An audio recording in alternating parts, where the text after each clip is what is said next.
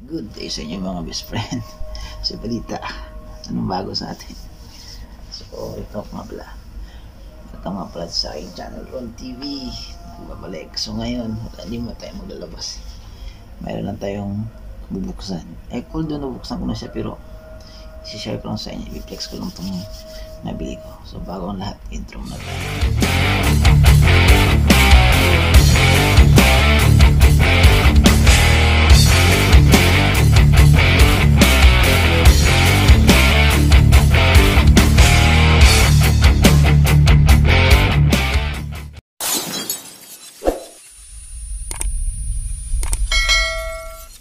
Good morning ulit mga best friend.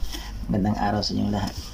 So ngayon, masasabi ko lang ito ay matagal ko nang gustong bilhin itong bagay nito. Kaso nga lang, alanganin ako kasi pera, saka marami akong dapat nahin. So this time, hindi nakalulog tayo. Nakabili tayo na ano.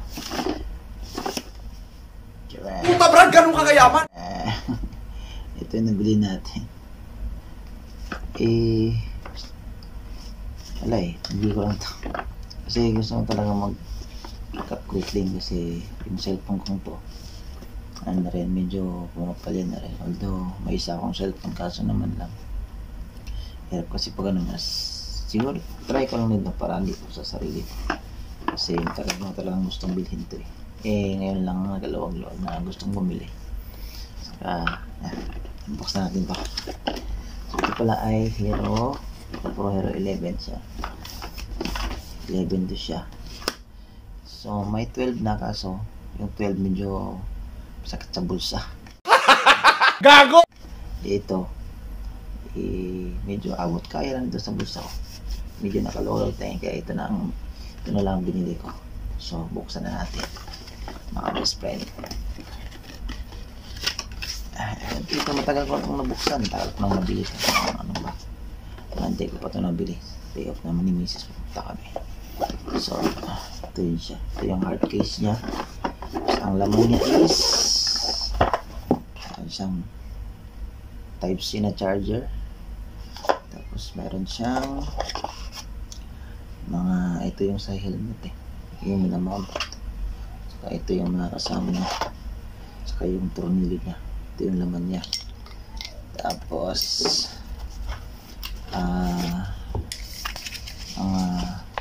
pera. Puta Brad, ganun kakayaman? Pero ba yan?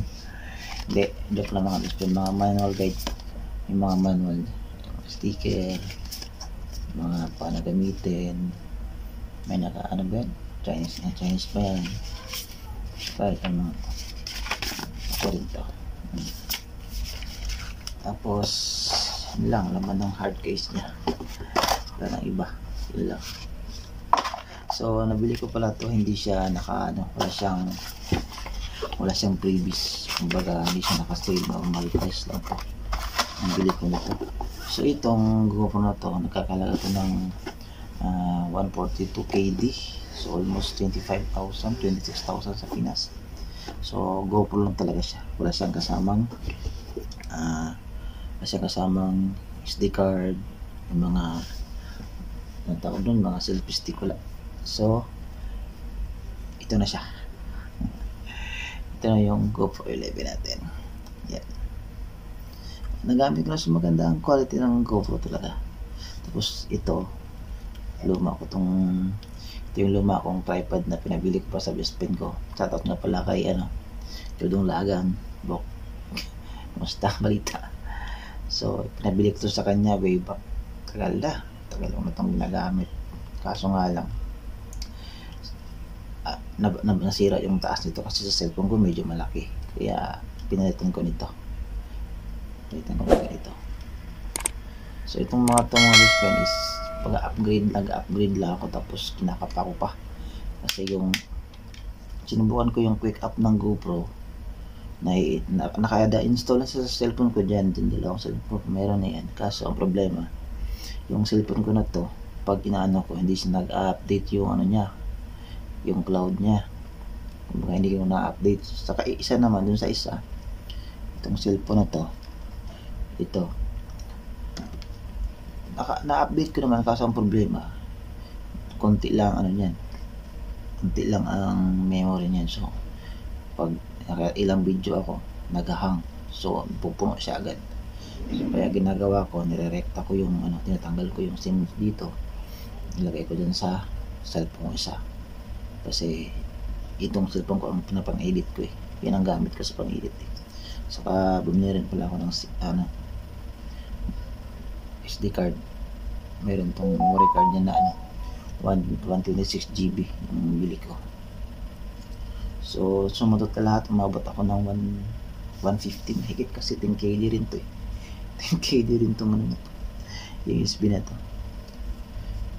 Mahalin pala to wala yung talaga matagal ko lang gustong bilhin to ngayon nakaluwag-luwag binili ko na para at least may na tayo, may malawak na view.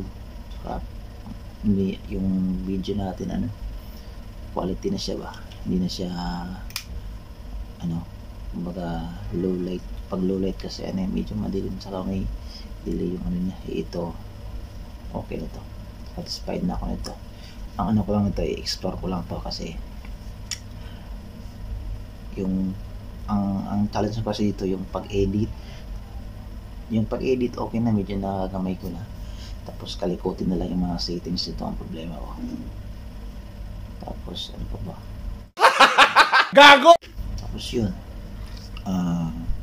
explore ko ba itong gamitin. Tapos sana makarami tayo ngayong buwan na to. Abang-abang lang, kasi mahaba yung bakasyon ko eh. Pinagbakasyon ako ng 42 days. Thank you!